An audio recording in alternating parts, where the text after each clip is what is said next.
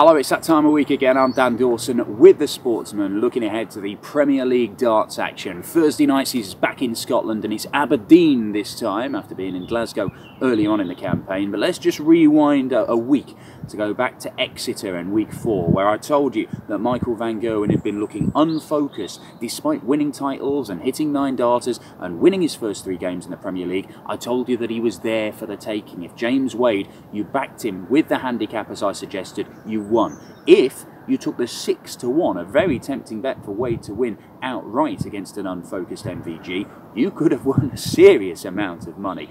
And look, MVG followed up at the weekend with another early defeat at the UK Open, one of the big TV tournaments of the year, beaten by Mervyn King. That was a tournament that saw Gerwin Price make the semis along with Michael Smith. Rob Cross made the final. All guys will see in Aberdeen for the Premier League. But it was won, a first TV title, by Nathan Aspinall, a player who's kind of been adopted by The Sportsman. They did a little feature on him early last year after he got his tour card back, talking about what his hopes and dreams in the game were, and he's realised some of them by making the World Semi-Finals at Christmas and then going and becoming UK Open champion. A phenomenal weekend for the Asp, and you will see him in the Premier League next week. He's one of the contenders as he replaces the injured Gary Anderson in Nottingham. Now, this week, the contender is not an up-and-coming young player as such. It's a local hero. It's an established name. It's Big Hendo, John Henderson, the Highlander from Huntly. It's as close to Aberdeen as you're going to get in terms of somewhere a dart player lives.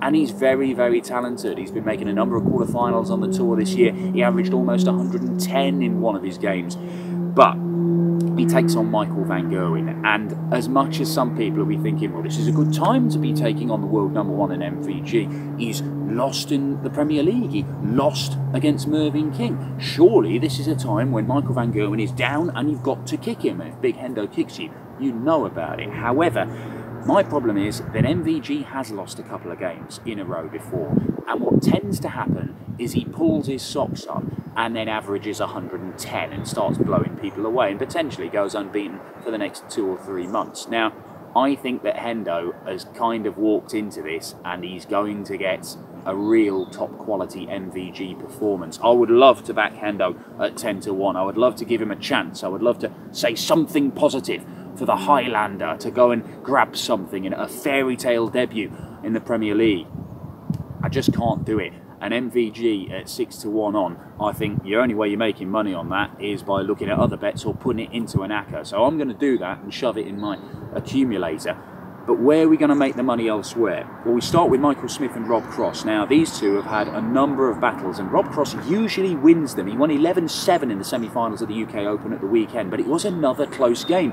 And they're all close games, seemingly, when these two clash. Rob Cross beat him at the World Championship when he became world champion, but Michael Smith missed a couple of match darts. Most of the games they've had have been within 2 or 3 legs or 1 set. It is that tight between them. It's just that Rob Cross keeps on edging it. Now, I think that because they're showing really good pedigree and very good form, that the draw seems the obvious bet. When you've got 5-4 Rob Cross, 11-8 Michael Smith, and 3-1 the draw, we know they usually have close games, and I think a draw is probably the wise thing to do. Put it in the ACCA, you may want to drop it. It's always dangerous putting a draw in an ACCA because one little mistake or one great check out and all of a sudden somebody's nicked it 7-5. Daryl Gurney and James Wade, now this could be a close one as well. Certainly the bookies don't have a great deal between them. I think you will learn a lot about the credentials for these two's hopes for a top 4 place by the result of this game. James Wade 5-4, having just beaten Michael van Gerwen. Daryl Gurney 6-4. He's had a first defeat of the year, but I do think that Daryl Gurney is a man who is capable of going and making the playoffs. He's a 2-time major champion. He's the players' champion right now. He was only beaten in a last leg decider by Michael Smith at the weekend at the UK Open, and at 6-4 I'd be tempted for the value to look at Daryl Gurney to come through that. Their previous meetings, it's 4 wins apiece, it's 2 each in their last 4. It is tight. Maybe you want another draw, but I would be edging towards Daryl Gurney at 6-4. Now, Mensur Suljovic and Gerwin Price, I think we can make some money here. Mensur Suljovic, he has been playing well, but he is down the wrong end of the table. Got his first win just last week. Gerwen Price, the only unbeaten man in the league, but he's had too many draws. He's been letting people off. But at the UK Open, it looked like he was going to storm to the title and pick up his second major title after the Grand Slam. It was only a heroic display of finishing from Nathan Aspinall that stopped him in the semi-finals. His record against Mensah, 9 wins in their 13 meetings.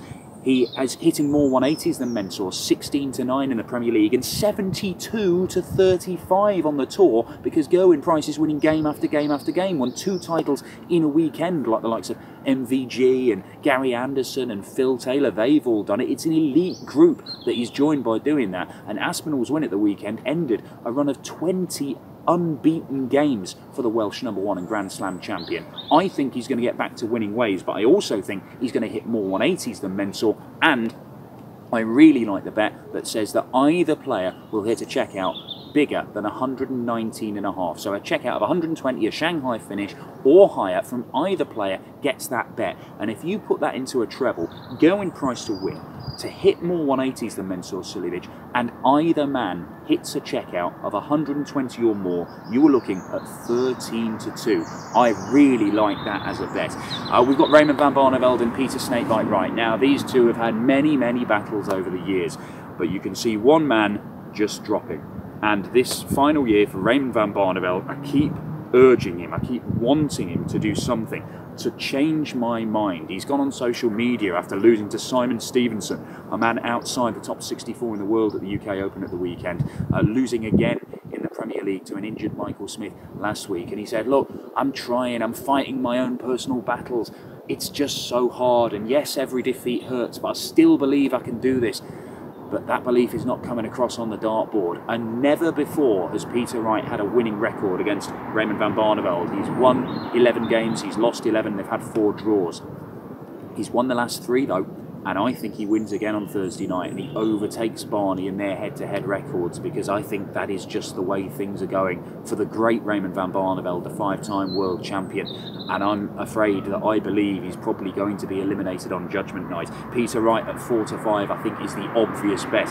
And that brings us to the final game, which is Michael van Gerwen, who I've already said at 6-1 on. It's not particularly enticing, but I do think it's a safe bet. Now, if you're going to look at the Gerwen Price triple, so that's a price to win, hit more 180s than Mensah Suljovic, and a checkout of 120 or more, that's 13-2. But if you took Price to win, Daryl Gurney to win, Peter Wright to win, and Michael van Gerwen to win, you're looking at an ACAP of 11-1. Now, if you're feeling dangerous, if you're feeling like a fine, dandy betting man, then why not chuck in the Michael Smith Rob Cross draw as well? Because you chuck that in, and all of a sudden, you get 46-1. I say that in Aberdeen, the great John Henderson is going to make his Premier League debut, and he's going to get an absolute annihilation from Michael van Gerwen, who'll be back to his best. But I also say that Raymond van Barneveld is not coming back to his best, and it could be a very, very long few weeks leading up to Judgment Night for Barney.